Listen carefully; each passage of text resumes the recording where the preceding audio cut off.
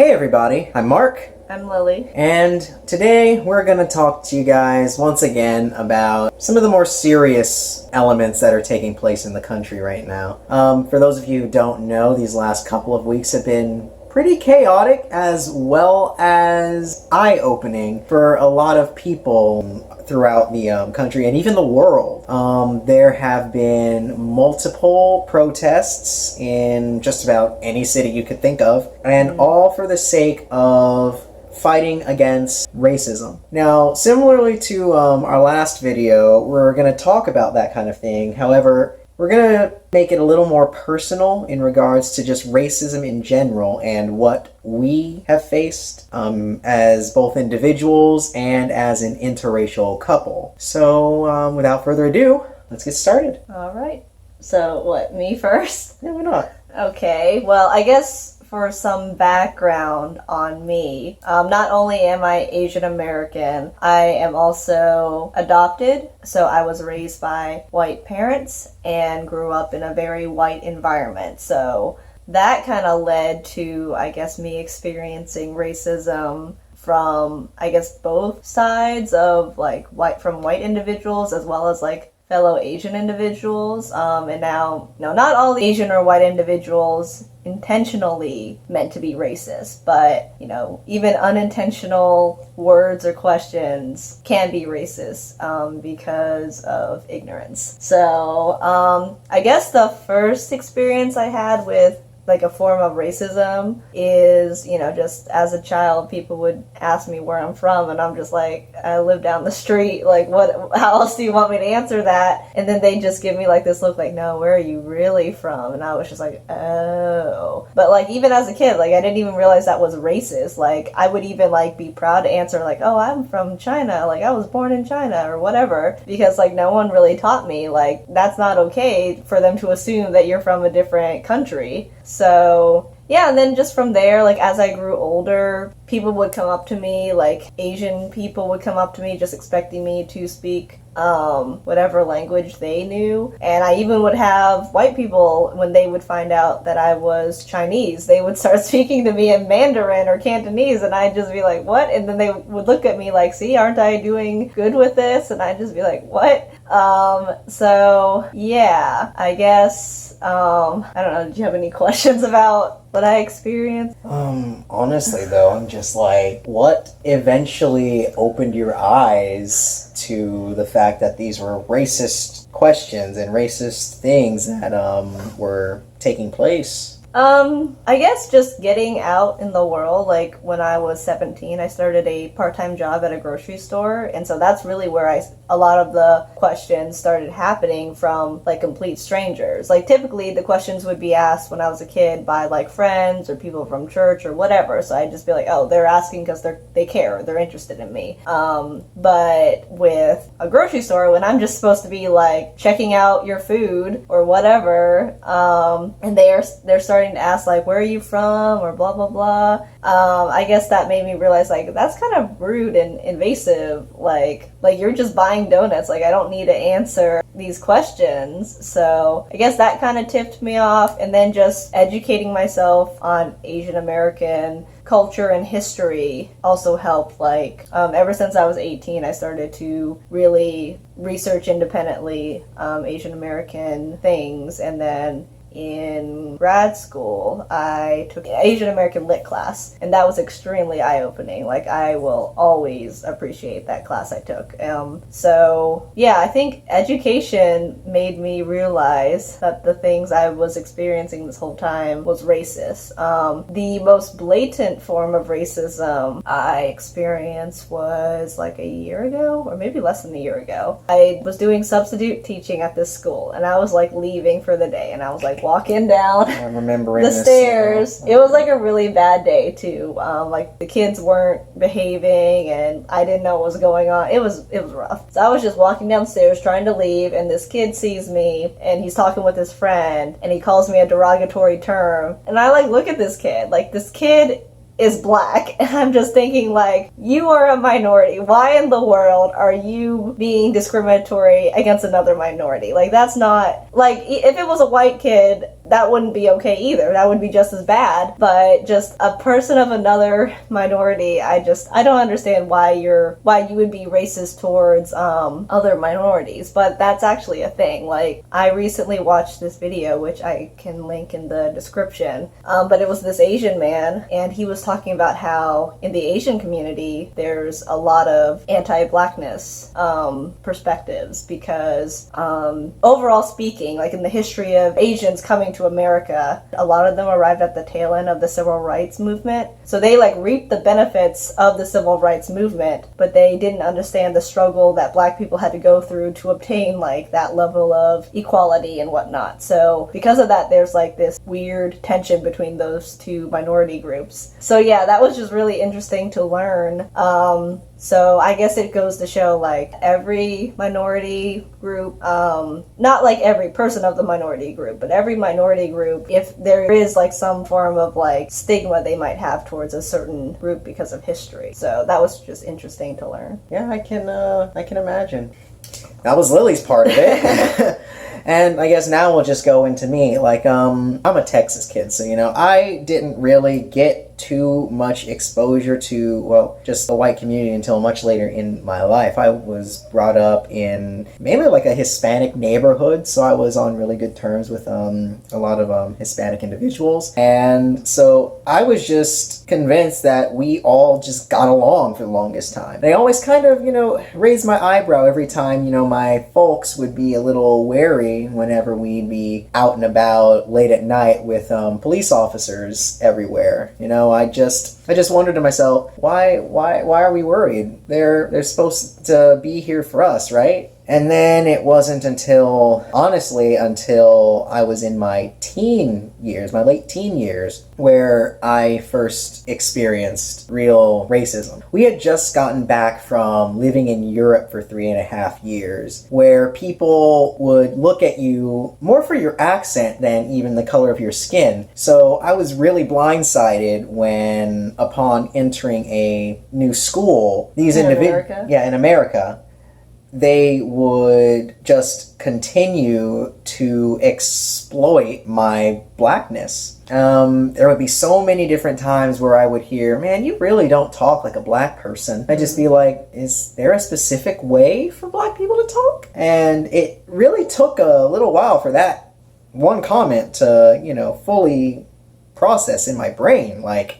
they were expecting me to speak like the stereotypical way, Ebonics or whatnot. And I just thought to myself, okay, they don't think I speak like that. What do they think I speak like then? Because, I've never really thought twice about, me enunciating and things like that. But apparently that's what a lot of white people think means talking like them, talking like a white person. And so that was a bit of a hurdle in itself. But what really stuck out to me was just how frequently comments like that, and even worse, would come out of some of these kids' mouths. It honestly blew my mind. I was just like, we're all people. Why are we just doing this? There were jokes being made about segregation, or just, we don't want to do this because it's a black sport, or that's a black meal. I can't tell you how many times I would bring like some baked chicken or something, or like some watermelon, and they'd just be like, okay, you got the watermelon part right, but why is that baked? Like, come on. Like, contrary to popular belief, not all black people like fried chicken. I actually hate it. But that's another story for another time.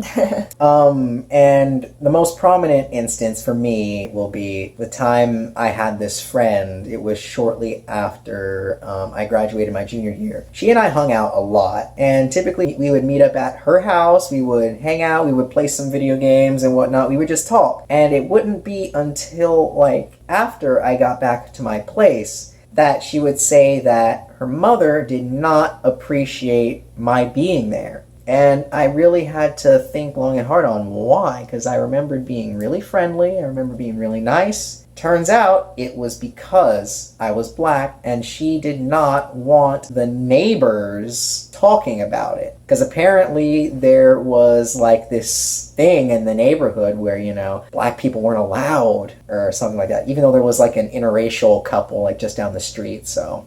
And that kind of went on for a while. Eventually, I was told I couldn't go see her at the house anymore. So we had to kind of meet up and hang out like in various other areas of the city. just so we could hang out. And even then, she would be super paranoid because she was so afraid that her mother had like eyes everywhere, like had people to just look out, and if they saw her with me or any other black person, they'd just be like, yeah, that can't be, we're gonna tell your mom about this. And it got so bad that even when we went to college, and she went to a different college than me and everything, so when we went to college and, you know, I visited her for a little bit, it was just this same stigma kept on coming up, even though the mother was nowhere in the picture. And it was just really rough. It was almost like I was being hidden. I could not be seen or made public somewhere, like someone was ashamed of me. And the fact that she went along with it all this time, that eventually just told me that she's just as bad as the mother, just in a different way. And that's what really opened my eyes to the fact that there are many different forms of racism out there. It's not just in-your-face racism, it also has many subtleties that you at first glance wouldn't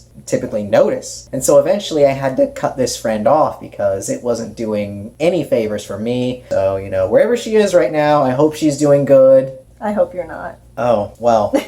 Sorry. I was trying to be the bigger person here, but okay. I'm not. I'm little. Yeah, a little petty. Mm-hmm. But yeah, ultimately, racism comes in many different forms, and it really hasn't stopped from there. Like, there are many other places where I've experienced racism, and a lot where it involved me and Lili both as an interracial couple. Like, I'll never forget, Lili and I were just walking in a mall, just casually, you know, hand in hand like couples would do. And I would not be able to resist looking over my shoulder to see that there were some people just looking at us like, what is that? What is this combination here? I don't understand what is happening right now in front of my eyes. And this wouldn't just be, you know, white people. It'd be people from my own race. And Asian people as well, just eyeballing us. And honestly, I think people from our own races were more disturbed by it sometimes than white people. Yeah, there was this one time, I forget where it was, but it was like there was this group meeting. And it was kind of like a black meeting, in a way. And Lili and I were just passing through, and everybody just kind of stopped and looked over in our direction, and I could tell their eyes were on Lili, not me, and she hadn't really noticed it initially, but when I mentioned it to her, she was just like, you know, I did feel like they were watching me a lot. Especially the girls. Yeah, it was almost just like, I don't know, they were just like, okay, why is he with her? What's wrong with us? Traitor, race traitor, something like that. That's not what it is at all. You know, if there's one thing that these protests are trying to teach, is that love comes in all different forms and shapes. So why you gotta hate on a good thing right here? We're just two people who fell in love. Mm-hmm. They're avidly trying to survive 2020, but you know, that's a different story. Yeah, that reminds me how it was literally yesterday. It was like the day the Lovings of Virginia got the okay from the courts to be a married couple. Mm-hmm. So like, yeah, that's pretty amazing, like that they had to go through that. It blows my mind that anyone would have to go through that because of race or any other thing about them. Like, you're just trying to love someone. Like, as long as you're not hurting that person and they aren't hurting you, like, you should be able to love whoever you want. Like, I know typically it goes with gay marriage, like love is love, but I think that also applies to race and interracial relationships as well. Yeah, just we're just trying to live, you know. Even though there are a lot of people out there who are just possibly watching this video and are just like, okay, but I don't really see color or anything like that. You know, I just see you guys for who you are. You should see color because for the longest time, I grew up in an environment where it's like my race wasn't really talked about. Like, I was just me, and like me being Asian wasn't super important. So as soon as I realized, oh my gosh, I'm Asian, and I learned all this stuff, and I'm still learning about all this stuff about being Asian and Asian American, I never want to go back to where I didn't really think about my own race. Like, I always thought about, like, other people's races and how, like, you know, their race and their culture or religion was very important to them, but I never thought about that in regards to me. So color is very important because it's really a defining factor of who you are. Like, I heard this one thing. Sorry, I probably just took over your whole point. You really did. Sorry, but... I need to finish it though. Oh. I heard this one thing from like a panel I went to a while back, and like they were saying this was like a panel for like this was a panel for writers who were mixed, and this one lady on the panel said, like, you know, first of all, we are humans, but our race, like who we are, that's like the lens that we see the world from and how we understand things. So I think that's a really good way to look at it. Like, number one, you're human. You're not like black and human or Asian and human. You're just human. But you're black, but being black is how you see the world and how the world perceives you, and same with being Asian. So I thought that was a really interesting way to look at race. If there's one thing that I learned from being out and around the world and just learning about different cultures and whatnot, it's that race is a part of you, but it doesn't define you. Like, me as a person, I'm huge into Star Wars, I love myself a good anime, and video games are my life. I also like to write, I work out, and I really enjoy taking my fiance out places. So, you know, there's more to me than just being black. I am a person. There's more to me than just my race. So the second you say something like, oh, you don't speak black, or you don't speak ghetto, that just really gets under my skin. One, because you had that assumption about me in the first place, and second, you just categorized a group of people based on where they live. Like, for me, the ghetto has never been a group of people. It's always been a place, because that's literally it. It's the circumstances from which certain people are living in. And it's not an adjective. It's not an adjective. You just can't go around saying someone is ghetto because you're talking about the place, not the person. It just blows my mind how so many people make that mistake. And that's why education is so important, because if you don't have that, even if you call yourself an ally,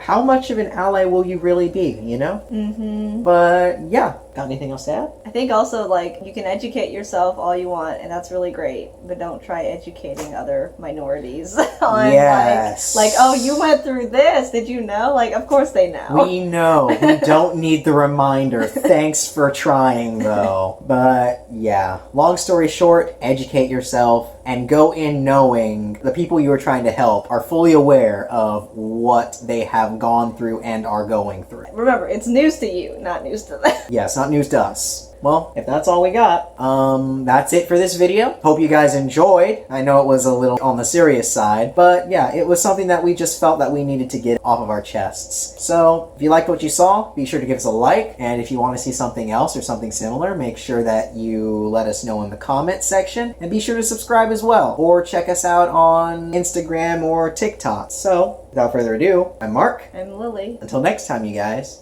Bye.